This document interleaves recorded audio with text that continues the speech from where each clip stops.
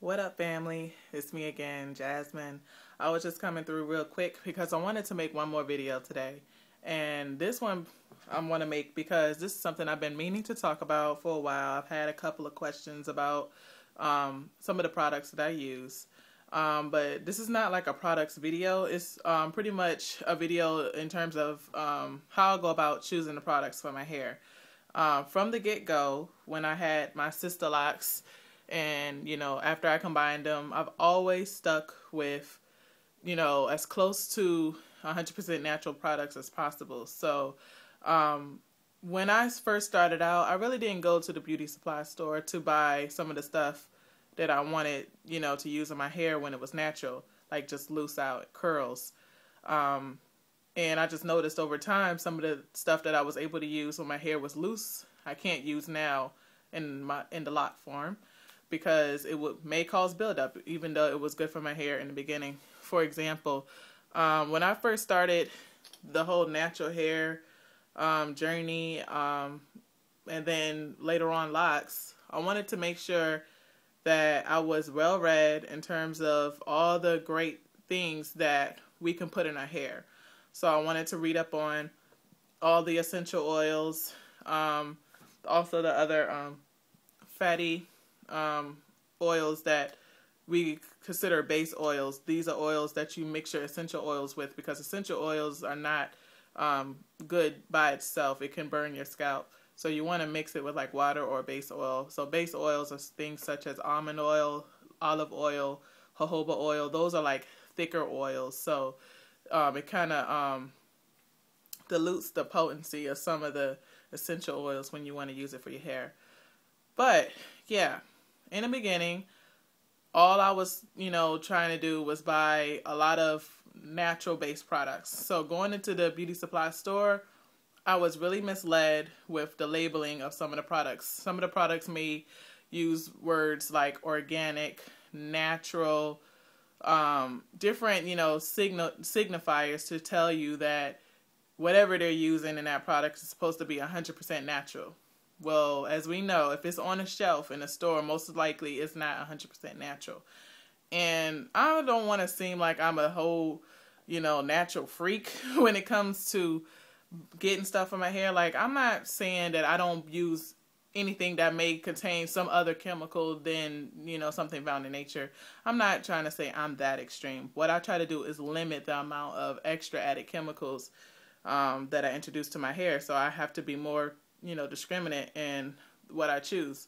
So for instance, I try to stick away from regular, shampoos that you can get at your, like I said, the beauty supply store, the grocery store. Those like regular shampoos with all the fruity scents and everything like that. That's great, in terms of the way it smells, and it may have a funky little label to it. So you're like, oh, that's cute. It might be a shape of a pear. How some of these fruity shampoos they have out here with the matching conditioners. But what I've learned is all of that extra stuff with the extra fragrances and all that also causes buildup. Over time we may not realize it, because it's not like, in a sense, it's not like wax or anything like Vaseline, something that we can see in our hair. But build up in terms of odor. I don't know if anybody paid attention to their locks. I haven't had this problem, but I've done other people's hair where they might use a lot of, say, Jamaican mango and lime products. And Jamaican mango and lime stuff smells really good. Ain't no lie. Their island oil, shampoo, just pretty much everything, their gels, they smell good. But over time, I guess them using that in addition to maybe other products that have those strong scents, cause their hair to kind of have this stench to it that even after you wash it, it kind of still lingers in there. It's not totally like a fresh, clean smell. And my guess is the buildup from the fragrances that you may use. And I understand that a lot of our essential oils do contain the same thing. Like, not saying they contain fragrances, but they have that strong smell that is associated with them.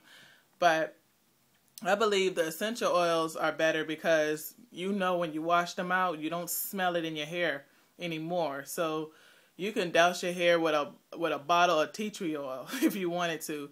When you wash it out, you know, you will still probably smell the tea tree, but it's not like but it's not like that mildewy stench that I smell from other people's hair when they've used some of those products over time. It just kind of it just smells like that. You know, it just stays in the hair. So I can imagine if the scent was, you know, stay in the hair, you know, naturally the ingredients as well is still stuck somewhere in the core of the lock that causes it to smell that way. You know, like I said, even when they go out into a rainstorm, if let any moisture or rain hit their head, you smell it. Like, so whereas before you didn't smell anything, if any moisture hits it, it comes out. And I smell it when I wash the hair, and I smell it sometimes afterwards, you know, when I dry it. So just be careful with stuff like that.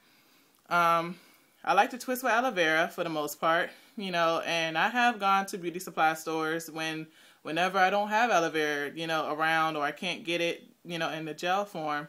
I would buy some regular lock and twist gel. I tend to like those a lot better because the ingredients are easily understood. They don't have any crazy scientific, you know, stuff that I can't really pronounce. So, you know, that's always been my rule. If you can't, you know, pronounce it, don't put it in your head, you know, because you know, it might have some other stuff going on in there that may not be beneficial for your hair in the long run.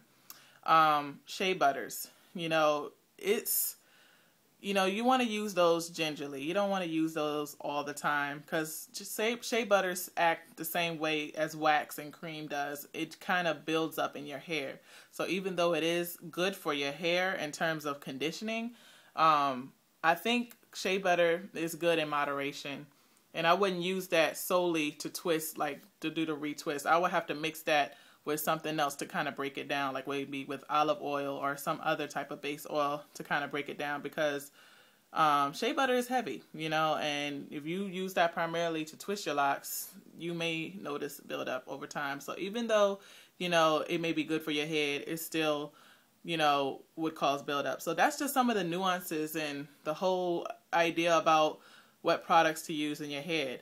You know, my rules, I'll just, you know, go down the line real quick. Shampoos, if you must use something over the counter, like, you know, at the store, make sure it's clear. You know, I always tell everybody, stick to the clear shampoo. Suave is really good for that because I like to use their clarifying shampoo, but I'm pretty sure other brands have clear shampoos. So if you must, use clear. But I would definitely suggest, if you can, use a coconut-based shampoo or use Dr. Bronner's. Those are the two shampoos, my top two shampoos. Any type of Castile soap shampoo, I think, will be good for your hair in the long run. For twisting, same rule. You know, it has to be kind of like a gel, see-through. I don't want to use nothing too creamy, too thick. But it, like I said, it depends. Like I've heard, what's that salon in New York? They have the, I think it's called Nubian Kinks. They have like a locking pomade.